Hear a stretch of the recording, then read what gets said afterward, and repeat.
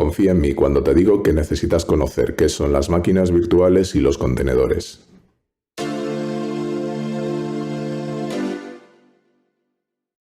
Por cierto, soy Lino y esto es Press Any Key. Virtualizar significa simular mediante software algún recurso tecnológico físico. Una máquina virtual no es más que un ordenador simulado mediante software. No solo se pueden virtualizar ordenadores completos, sino partes de ellos, como por ejemplo la memoria, el almacenamiento, es decir, los discos duros, y también se pueden simular recursos de conectividad como tarjetas de red.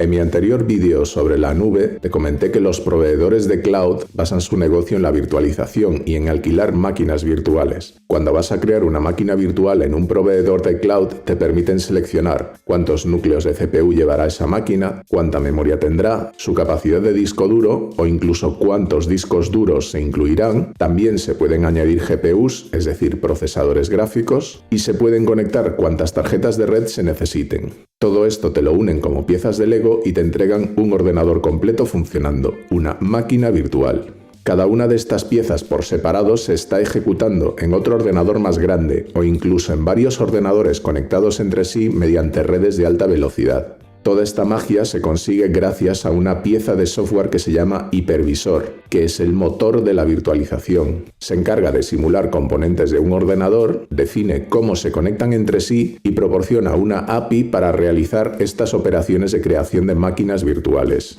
Una API, Application Programming Interface, define cómo te comunicas con los elementos de un programa. En este caso, la API define cómo te comunicas con el hipervisor. Me voy a ir a una esquinita y así no te molesto mientras te muestro un esquema de cómo se realiza la virtualización y cómo interactúan los distintos componentes entre sí. La primera capa de la virtualización es el hardware, los ordenadores reales, el hierro. Sobre esta capa se instala un software que se llama kernel o núcleo. El kernel sabe cómo comunicarse con el hardware y proporciona una interfaz de acceso estándar para que esos recursos de hardware puedan ser usados por las siguientes capas. Una interfaz es como llamamos los informáticos a la conexión de dos componentes o sistemas. Un ejemplo de interfaz serían las pantallas de una aplicación, que comunican, por ejemplo, los movimientos de un ratón y las pulsaciones de tecla con un programa. Eso sería una interfaz gráfica. La interfaz del kernel es una pieza de software que pone a disposición de capas superiores una forma estándar de acceder al hardware y manipularlo. Ahora aparece la magia que permite la virtualización. Sobre la capa del kernel se instala el hipervisor, que ya te he dicho que es el motor que nos permite crear máquinas virtuales.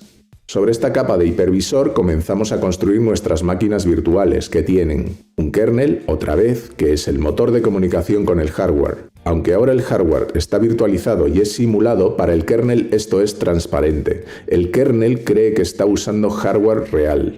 La siguiente capa de la máquina virtual es el sistema operativo, que organiza los recursos que le provee el kernel y los pone a disposición de una capa de software superior. Como estamos simulando ordenadores completos, podemos utilizar cualquier sistema operativo: Linux, Windows, Mac, Android, lo que prefieras.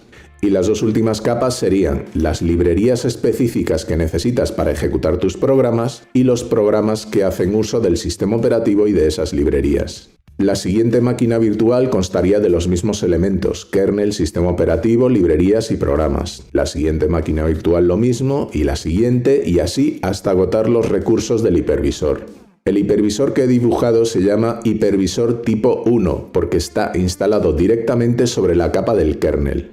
Este tipo de virtualización e hipervisores es el que usan los proveedores cloud, ya que utilizan todos los recursos hardware. Como ejemplos de hipervisores de tipo 1 tendríamos Citrix Hypervisor, KVM o Microsoft Hyper-V. Hay otro tipo de hipervisor que se instala sobre un sistema operativo en vez de hacerse sobre un kernel o sobre el hardware, y es el llamado tipo 2. Con la virtualización de tipo 2 puedes ejecutar los programas normales de un sistema operativo como procesadores de textos, juegos, navegadores web, lo que quieras, y a la vez estar ejecutando máquinas virtuales. Los hipervisores de tipo 2 tienen dos grandes problemas. El primero es que se están compartiendo recursos entre los programas normales y el hipervisor, y básicamente hay una lucha despiadada entre ellos por ver quién puede obtener más memoria o más recursos del procesador. El segundo problema es que se añade una capa adicional de sistema operativo, Esto va a hacer que se tengan muchos menos recursos disponibles para crear máquinas virtuales. Y además, como el hipervisor ha de interactuar con el sistema operativo para acceder al hardware en vez de hacerlo directamente, añades un paso extra a la simulación y va a ser más lenta. Los hipervisores de tipo 2 se suelen usar sobre todo en entornos de prueba o en entornos de desarrollo de software. Ejemplos de hipervisores de tipo 2 serían VirtualBox, VMware Workstation y Microsoft Virtual PC. Existe otro tipo de virtualización que es la llamada virtualización mediante contenedores. Y sí, hablo de Docker, aunque no es ni mucho menos el único sistema. Existen otras tecnologías de contenedores como LXC, Rocket o incluso Windows Containers. En este tipo de virtualización no existe un hipervisor que crea máquinas virtuales, sino que existe un motor de contenedores que utiliza los recursos del sistema operativo para aislar los procesos de cada contenedor. El esquema de capas de un sistema de contenedores varía un poco. Eliminamos la capa de hipervisor y la sustituimos por el sistema operativo. Sobre el sistema operativo se monta el motor de contenedores. A este ordenador que ejecuta contenedores se le llama host. Y sobre el motor de contenedores se monta cada contenedor, que dispondrá de unas librerías y de los programas a ejecutar. La principal diferencia entre las máquinas virtuales y los contenedores es que los contenedores solo pueden ejecutar aplicaciones que utilicen el mismo kernel que el sistema host. Es decir, si el host de un sistema es Linux, solo podrá ejecutar contenedores Linux. Por otro lado, los contenedores arrancan más rápido, ocupan menos espacio y requieren muchísimos menos recursos para ejecutarse. ¿Y por qué? Porque nos evitamos la carga de arrancar y ejecutar un sistema operativo para cada contenedor. Además, es muy habitual ejecutar varios contenedores en una misma máquina host y repartir la carga de ejecución entre distintos hosts. Sistemas como Kubernetes nos permiten orquestar cómo se ejecutan los contenedores de un clúster. Un clúster es básicamente un grupo de ordenadores que trabajan en común y que a todos los efectos funciona como un servicio único. En algunos casos, un clúster se comporta como si fuese un único ordenador. Por ejemplo, en un clúster de base de datos, tú vas a ver una base de datos única, pero es muy probable que la información esté dividida entre varios ordenadores. En otros casos, un clúster es un servicio. Por ejemplo, algo como Google Docs, al que accedes mediante una web, detrás tiene miles de ordenadores trabajando en grupo.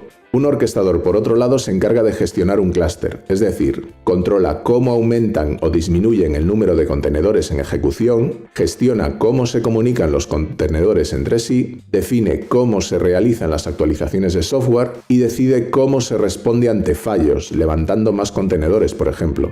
Y ahora aparece la gran pregunta: ¿cuándo se ha de usar la virtualización? Pues depende. Toda tecnología tiene su espacio y aplicación. No se puede utilizar lo mismo para todo. No existe ni una herramienta mágica universal, ni una panacea, ni existe ningún martillo de oro. No es por criticar, que también, pero en este mundo hay muchos evangelizadores del todo a 100 que se convierten en defensores acérrimos o mega expertos de una tecnología después de leer un blog, que suele ser el caso más raro, o de ver un vídeo o una presentación del gurú de turno. Aprenden a pronunciar la última palabra de moda y pretenden que todo el mundo se adapte a esa moda. Y lo malo es cuando esas personas también tienen grandes habilidades sociales o tienen padrinos, y sus ideas felices acaban lastrando a equipos de desarrollo, a proyectos completos o incluso a empresas. Usar o no una tecnología no debe depender de opiniones, sino que ha de basarse en un estudio serio para descubrir si cubre nuestras necesidades. Yo soy el primero que cuando aparece una tecnología o un nuevo cacharrito me voy corriendo a jugar con ello, pero esos son mis aficiones y mis vicios. En mi trabajo tengo que valorar si una tecnología tiene un coste adecuado y si cubre mis necesidades, pero también he de tener en cuenta el tiempo que va a costar el migrar a esa tecnología. El tiempo es dinero y las empresas están para ganar dinero. Esta es la secuencia de pruebas que realizo cuando he de decidir si virtualizar o no un sistema. Primero compruebo los requisitos de rendimiento y si existe alguna limitación hardware que me impida virtualizar. Por ejemplo, si una aplicación requiere un acceso muy rápido a unidades de almacenamiento, quizás me plantearía no virtualizar el sistema y usar un sistema físico en su lugar. ¿Y por qué? Porque un disco duro virtual nunca va a ser tan rápido como un disco duro físico. Siempre va a tener el lastre de la virtualización y en algunos casos el de la transmisión de datos entre un disco y un ordenador a través de una red. Suponiendo que el rendimiento hardware no sea un problema, he de tener en cuenta si la aplicación requiere alguna licencia asociada al software. Esto es muy siglo XX, pero sí, todavía hay aplicaciones que usan llaves de hardware o programas que para su activación dependen de ciertas firmas del hardware en el que se ejecuta. Muchas veces estas aplicaciones permiten ser ejecutadas en máquinas virtuales y en algunos casos en contenedores, pero hay que probar. El 99,99% de las aplicaciones restantes se ejecutarán perfectamente en contenedores. Vale, me he inventado el porcentaje, pero seguro que no está muy lejos de la realidad. En todos los años que llevo trabajando en virtualización no me he encontrado nunca una aplicación que no pueda ser ejecutada en contenedores.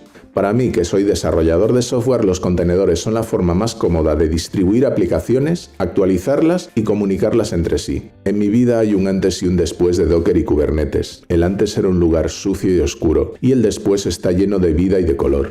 Los contenedores me han convertido en poeta programador.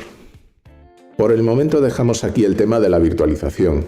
Espero que todo lo que te he contado te haya parecido útil y entretenido. Si tienes alguna duda, queja o sugerencia, déjame un comentario y veré si puedo ayudarte. Hasta otra. No te muevas, micro. Esta es una prueba del micrófono de solapa. Esta es una prueba del micrófono de pie. Me dan ganas de hacer pis. Me voy a ir a una esquinita y así no te molesto